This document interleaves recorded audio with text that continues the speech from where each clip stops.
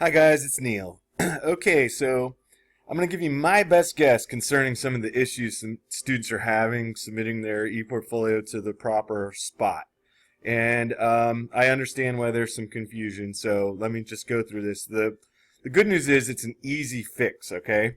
But this is important. Each term, it's very simple. I just name it whatever the quarter is. Like, for instance, fall 2016 Chemicology portfolio. Next term will be winter 2017 Chemicology portfolio. And that's the site that the students join. The issue is that the passcode, okay?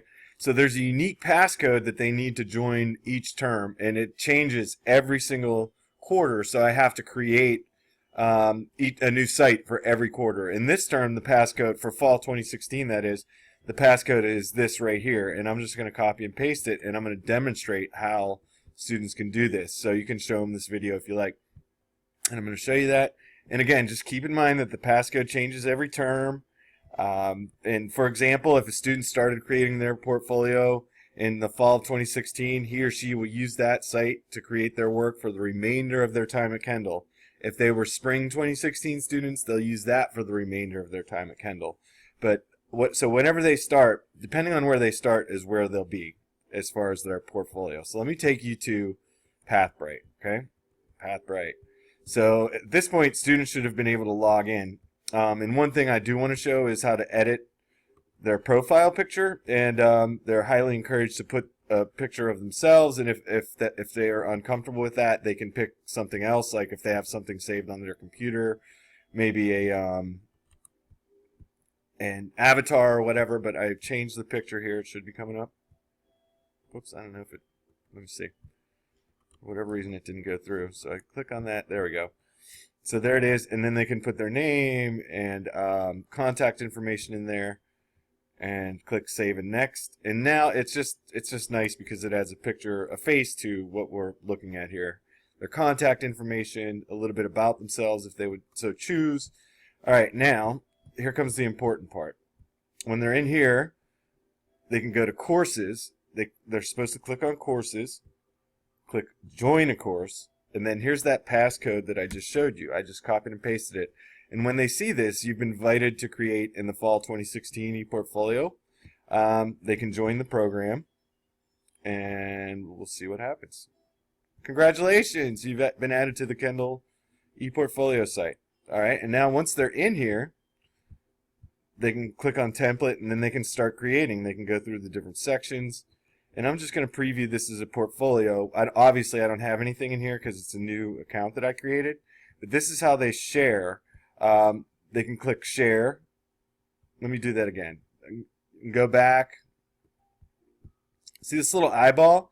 It allows them to preview their work as a portfolio. They click on it, and they can share. And from here, they can send it to whoever they like via email. So this is just my Gmail account, but they could easily put your email in there, or whoever they want to send it to. Hopefully, eventually, employers. They can change their settings. They're automatically set to private, but if they so choose, they can make it public. That's completely up to him or her as to how they want to proceed with that. But also, let me go back to the program. So what your students have done, they've created this work, and like I said, the good news is it's already in here. So that's great. So let's say they created a welcome message or something like that, and but they just saved it in the wrong spot. So they come in here, they click upload work, and the great thing about Pathbrite is if they click on my Pathbrite, everything they've created in Pathbrite is saved. So this is just all stuff that I've saved through whatever starting this whole thing. But let's just pretend that this soccer ball is something they wanted to put in there. They just click import, and there you go. And then you got to, obviously, the students should know they have to click submit now, rate. And what they're doing, this is a reflection. So they're thinking about, what if I saw that soccer ball 6 months from now? How would I feel about it? And then they write 1 or 2 sentences. For now, we're going to beef this up as we go along. Reviewing their work. Like and sorry, I misspelled that there. Why did they put that in there? How does that represent them? And then they click submit, and they get the thumbs up, and now they know it's in there. So let's go back to that preview as a portfolio. There it is, okay? and then they can start editing the sections, how they want the layout to go. And you can see with relative ease they can start to make it look pretty attractive. And let me go back, and they can share it. And again, that's where I showed you the different email addresses. So once again, the most important thing is that not to fret. All the work that they have is saved. It's saved because they have an account in Pathbrite somewhere at some point. So again, it's the upload work, my Pathbrite, and then they pick their artifact that they want to add. Let's say it was this great picture of our building. Import. And then they go through those steps again of submitting and the 5-star rating, whether they rate themselves, and then 1 or 2 sentences about why they gave themselves that rating. And the students should know they can also go back and change those artifacts, which we want to have happen at any time, just by simply create a new version. And then they can add or delete what they already have there, and they can replace it and go back to the drawing board here.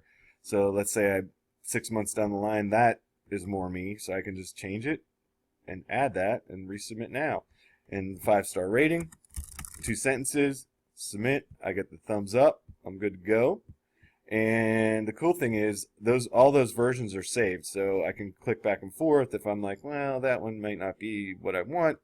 And you can see right there that it's changing. So all the versions are saved. So hopefully this is pretty clear. If not, I am available to come into your class and show it to your students, or I encourage you, if you're online, to show this video to your students, because I think this should answer a lot of their questions. So thank you guys. We're getting there, and we're just moving onward and upward. And I can tell you the work this term is probably the best that it's been in the ePortfolios. There's some really great stuff out there. So thanks for all your help.